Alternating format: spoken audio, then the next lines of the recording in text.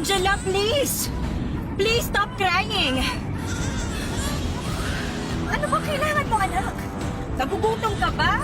Ano po problema? Are you not feeling well?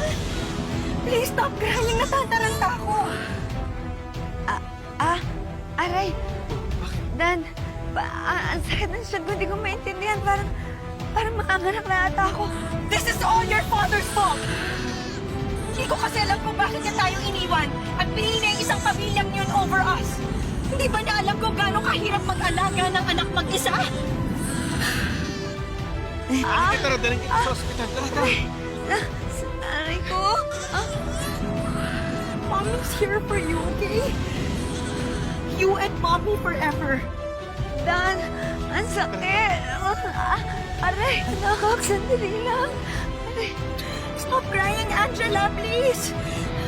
Tama na!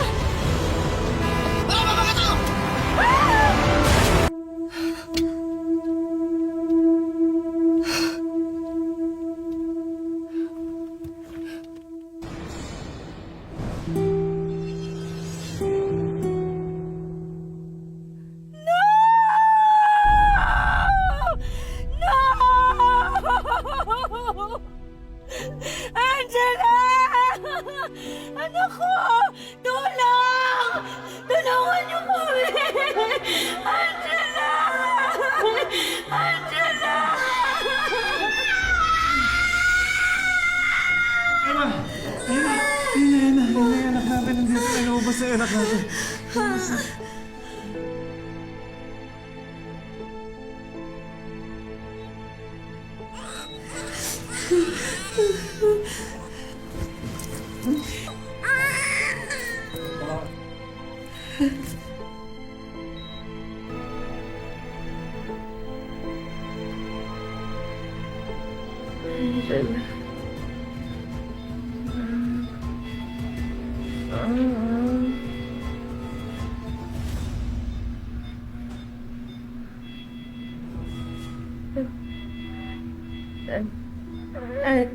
Angela?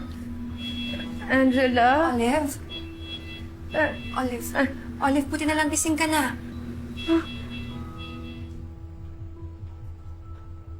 Asan ang anak ko? Olive?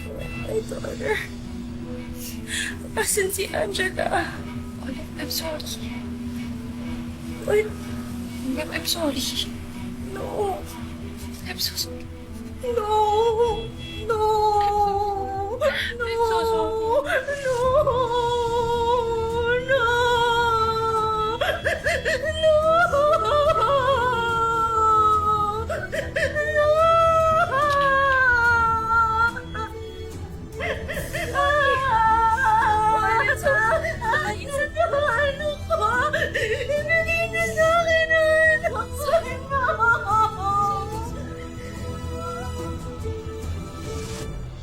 Hello po.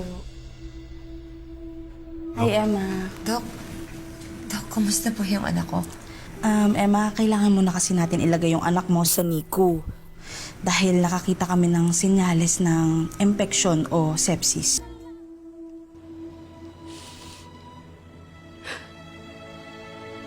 Bakit lahat talagang minamahal ko iniiwan ako? Ano bang klaseng sumpa to? Galit na galit ako.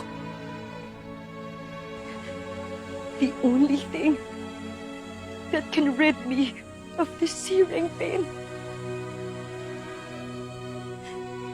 ay kung makakasama ko ulit si Angel.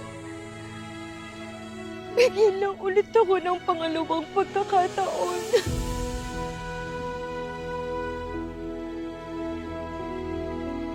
Gagawin ko lahat. Maibalik lang sa akin ang anak ko.